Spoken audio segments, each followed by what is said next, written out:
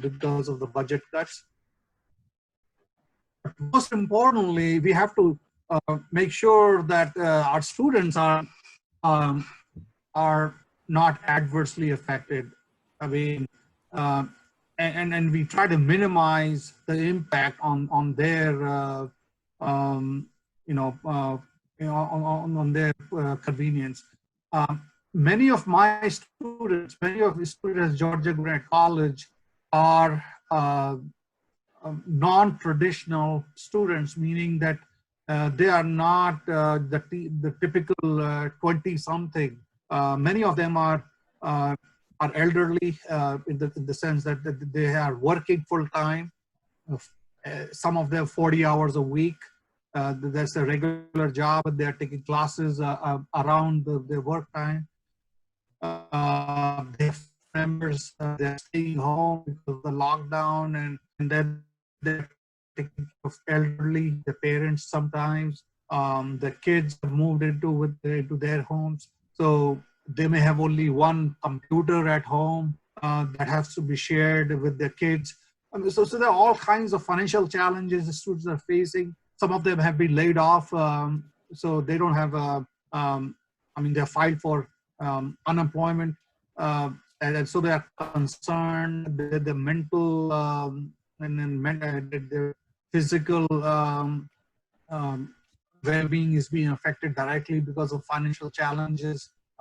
If I can please request not to scribble on these transparencies, I'll appreciate that.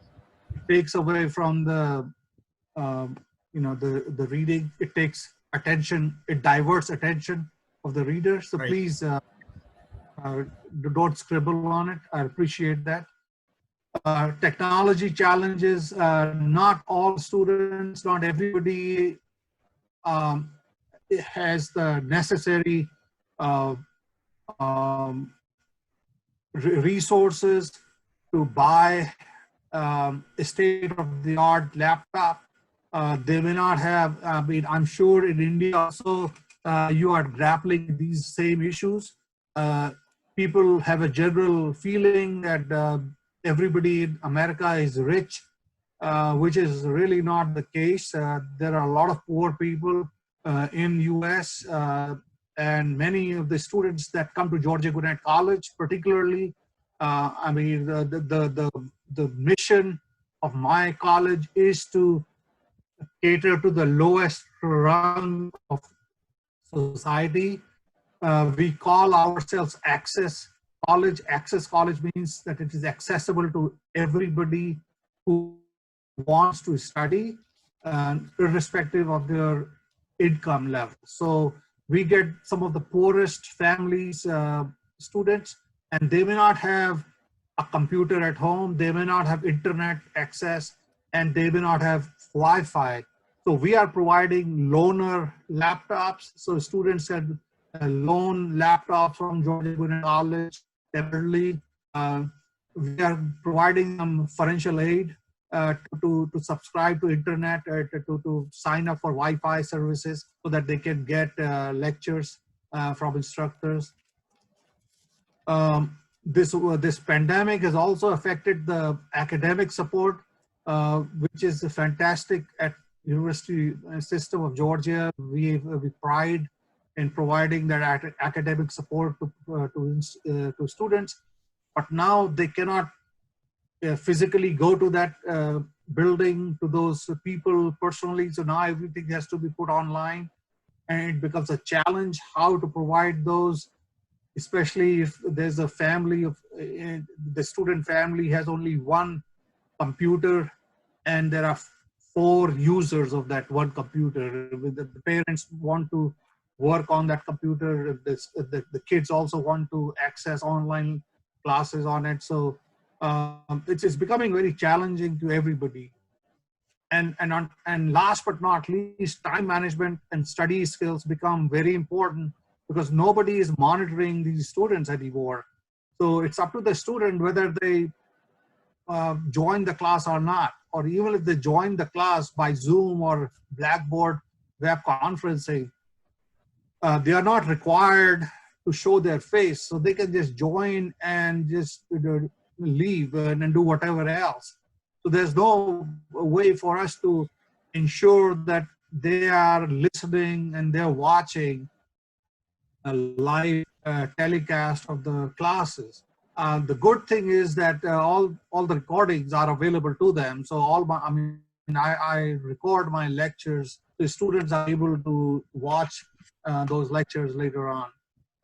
Now, with all these challenges, we also have fantastic opportunities. For all the bad things the virus has done, I'm really hopeful and optimistic about the opportunities that this pandemic provides us. First and very important opportunity is, or the good news is that online teaching has now become acceptable. People are seeing, the naysayers are now watching firsthand how useful tool this can be. Of course, not all courses can be taught online. So how do you conduct a biology research experiment online? You're cutting a frog, dissecting a frog, or carrying out a chemistry a lab experiment online is not the best way to teach. So there are some limitations, but online teaching is a fantastic tool now. It can be incorporated as a hybrid tool.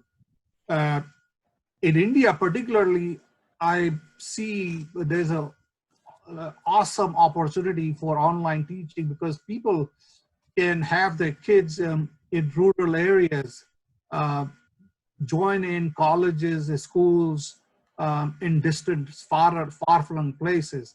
Of course, the government has to pitch in here to provide broadband and provide help, financial help, technological help. But I see an opportunity where education can reach to the remotest parts of the country, and particularly in India, land of masses. This online teaching can become a very, very productive means of transmitting education. Students save on dorm and hostel facilities. Students don't have to pay for it.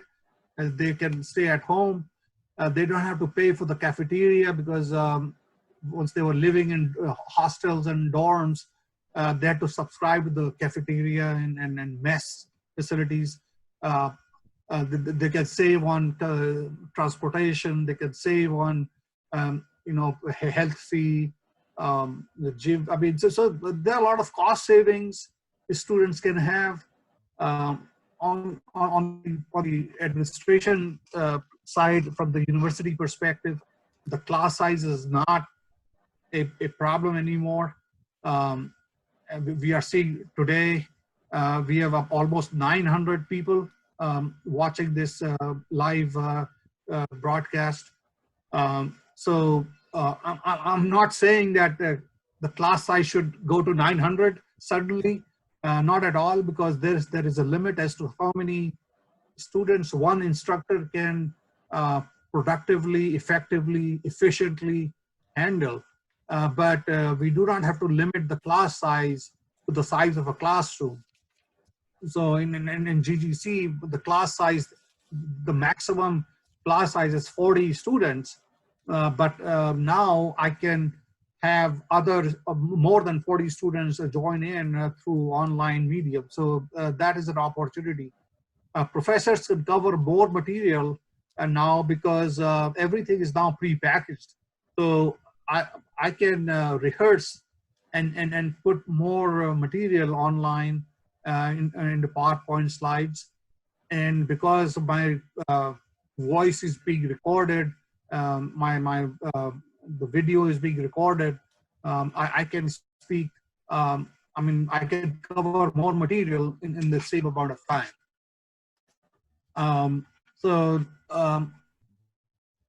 There's a lot of time saved in commuting, traffic, parking. gossiping. I don't know about it. I mean, I'm sure in India also, if two friends park and they come in the same time in the parking lot, and they can spend a few minutes chatting, gossiping. I mean, while that can be therapeutic, it's not bad, but sometimes people get away and spend a lot of time all of those times can be efficiently utilized, harnessed into more effective and productive means. Universities are saving traveling costs, uh, uh, conferences, seminars, campus visits.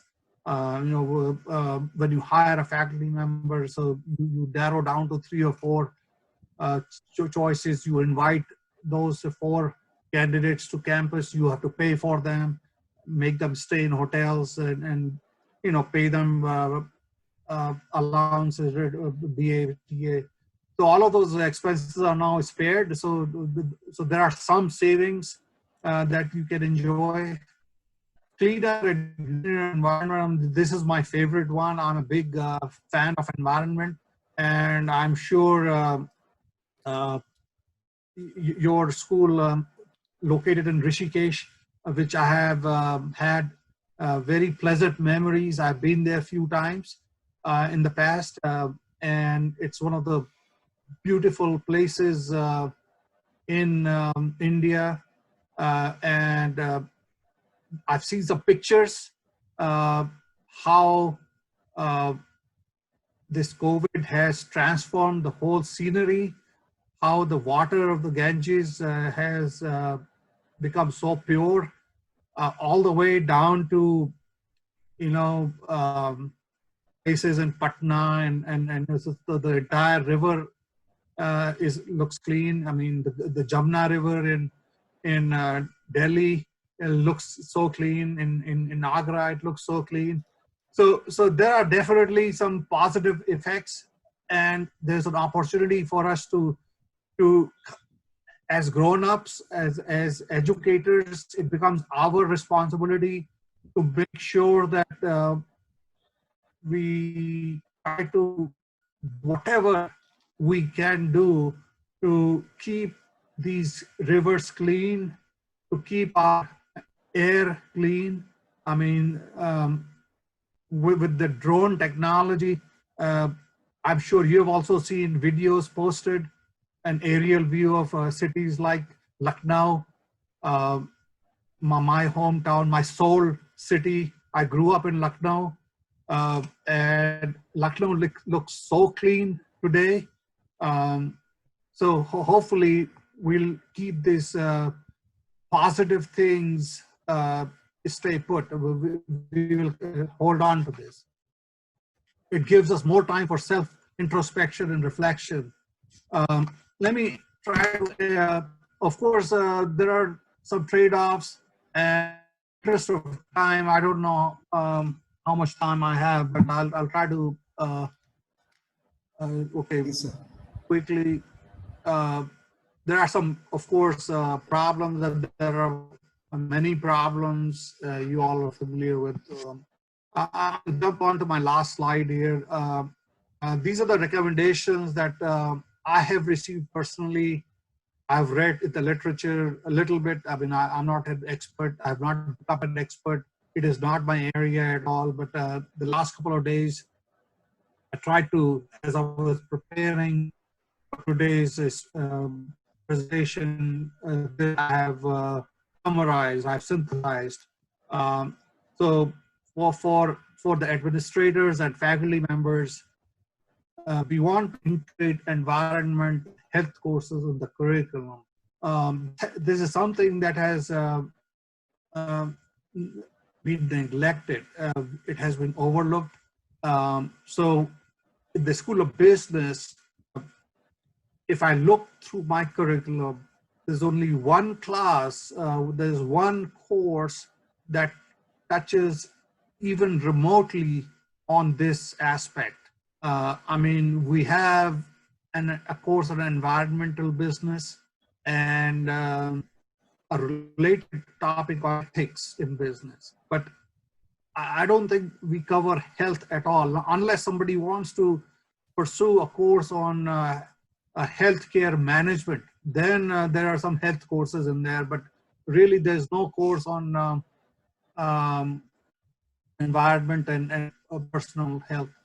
So we need to strengthen the environment policies and hygiene practices, and this has to be taken up by the higher ups in administration, the vice chancellors, the presidents of universities and colleges, uh, because faculty is very territorial. We don't want to give up anything. So if we want to add something, something has to be taken out from the curriculum. If we want to finish, if we want to keep it a 4-year curriculum, you know, in the US, the undergraduate degree is 4 years. And it is already full, you know, nobody wants to give up their course. So unless the top administration imposes something, the deans will not listen to it, and the professors will not be willing to give up their territory. So it is very important that powers to be, the provost, the vice presidents, those who are supervising curriculum, who are the bosses, so to speak, they need to impose the importance of environment and hygiene practices to be incorporated in the curriculum. Incorporate online mental health and medical services. So there's a lot of depression. I mentioned at this outset, you know, there's a lot of anxiety, there's a lot of depression in American homes because of various reasons, layoffs, financial problems, getting along within the family, um, you know, strife within family members. And I'm sure in India it's a tad bit worse because the home sizes are smaller, and therefore more people live in close proximity. So people are stepping on each other's toes, and I'm sure there are anxious moments. So there are depression and anxiety. So there needs to be some safety valve built in online, you know, so there must be some opportunities for people to speak with psychiatrists or other mental health and medical services. If somebody falls sick and it's a lockdown situation, you're not able to go visit a hospital. And especially for some minor issues, you know, how to take care of your health at home, it should be shared with the students and the family members. You want to migrate more courses onto online courses. You want to align curriculum competencies and scale up teachers training. I mean, teachers training becomes very critical. As I mentioned at the beginning, I was not prepared for online, and I can imagine there will be many more like me who need some training, and therefore the administration has to look into proper preparation so that students don't suffer because of the lack of training of instructors and professors. Lastly, you want to strengthen the research efforts. So we want to learn from this pandemic, and we want to get a list of good practices and bad practices. We want to share those research results with the rest of the world so that we can all benefit from those research projects. And